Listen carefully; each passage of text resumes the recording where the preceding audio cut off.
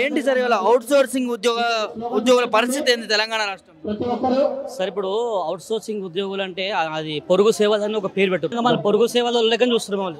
ఎందుకంటే రాష్ట్రంలో దాదాపుగా అన్ని ప్రభుత్వ సంస్థలలో పనిచేస్తున్న 2 లక్షల మందికి పైగా అవుట్ సోర్సింగ్ ఉద్యోగులు ఉన్నారు. వీళ్ళు ఎప్పుడైతే అవుట్ సోర్సింగ్ వ్యవస్థ స్టార్ట్ అయిందో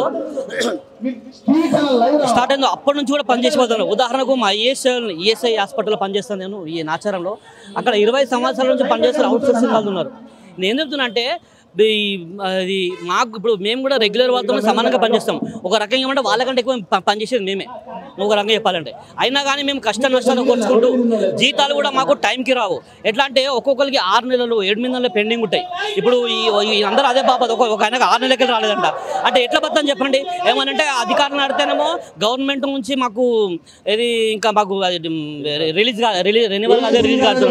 యాక్చువల్గా అయితే వాళ్ళ రూల్ ప్రకారం ఏం చేయాలంటే 3 నెలలు 4 నెలలు గవర్నమెంట్ ఇచ్చిన అయ్యకున్నా వీడి జోకుంటేయాలి.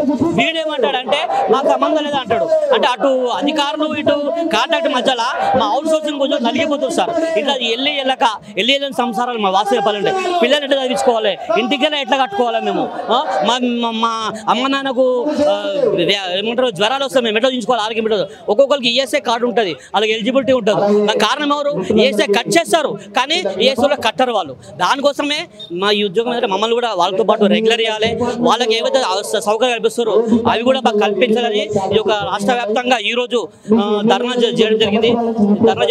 దీని ద్వారా నా గవర్నమెంట్ ఇప్పుడున్న రేవంత్ రెడ్డి సర్కారు స్పందించి మాకు కూడా ఏదైనా న్యాయం చేస్తామని కోరుకుంటూ ఇక్కడ శాంతియుత ధర్నా నిర్వహించడం జరుగుతుంది. ఎట్లా చూస్తారు? ఇప్పటివరకు మంత్రులను కానీ వీళ్ళని కలవడం జరిగిందా? దాదాపుగా రాష్ట్ర నాయకులంతా మంత్రులను కలవడం జరిగింది. మంత్రులని, మినిస్టర్లని, ఎమ్మెల్యేలను కలవడం జరిగింది. సో ఒక్కొక్కరు ఒక మాట చెప్తున్నారు. ఏదైనా కానీ ఫైనల్ డిసిషన్ వాళ్ళు ఉంటుంది కాబట్టి వాళ్ళు మాట్లాడుకొని చెప్తామని చెప్పారు. అందులో మీద శాంతియుత ధర్నా నిర్వహించడం జరుగుతుంది. సానుకూల స్పందన రాలేదని ఇక్కడ ధర్నా లేదు, అట్లేం లేదు. సానుకూల స్పందన ఇప్పుడున్న మినిస్టర్ కాలైతే వచ్చింది. చాలా బాగా పాడారు. ఒక పాట పాడతారా మా మీద? మేము అరిగోసబడుతున్నామయ్యా, కాంట్రాక్టు కార్మికులమయ్యా, మా కష్టాల కథ వినరయ్యా, పర్మినెంట్ వాళ్ళతోని పని బరాబరే చేస్తామయ్యా, పర్మినెంట్ వాళ్ళ జీతాలతో చూస్తే పావుల మందము నోసుకోనోళ్ళము అవుట్ సోర్సింగ్ కార్మికులమయ్యా, మేము అరిగోసబడుతున్నామయ్యా, మా పెళ్లి కాక ముందుకెళ్ళి ఈ డ్యూటీలే చేస్తున్నామయ్యా, పిల్లలు అయ్యిండ్రు మాకు పెరిగి పెద్దోళ్ళు అయ్యిండ్రు చూడు, పుట్టిన పిల్లలు పెళ్ళిడుకొచ్చినా నెలకు సరిపోను జీతమన్నా రాదు అవుట్ సోర్సింగ్ కార్మికులమయ్యా, మేము అరిగోసబడుతున్నామయ్యా, ఆలు మగలు కష్టపడతాం అయినా తిండికే ఎల్లుడు కష్టం, పిల్లల ఫీజు కట్టొద్దా ఇంటి కిరాయ కట్టేది ఎట్టా, వచ్చిన జీతము వడ్డీలకే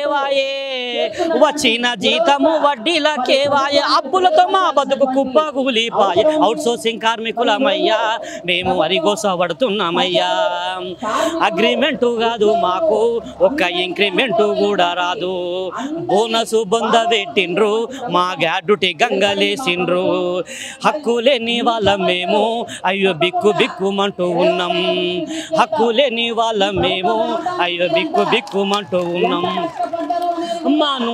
మా నోటి కాడి బువ్వ గుంజి సర్కారు కాంట్రాక్టు కద్దల చేతుల పెడుతుంది అవుట్ సోర్సింగ్ కార్మికులమయ్యా, మేము అరిగోసబడుతున్నామయ్యా, మేమేమి చేస్తే మీ పాపం పర్మినెంట్ చెయ్యమంటే కోపం, మేమంతా ఓట్లు వేస్తున్నాం అన్ని తీర్లా పన్ను కడుతున్నాం, పర్మినెంట్ వాళ్ళకే అన్ని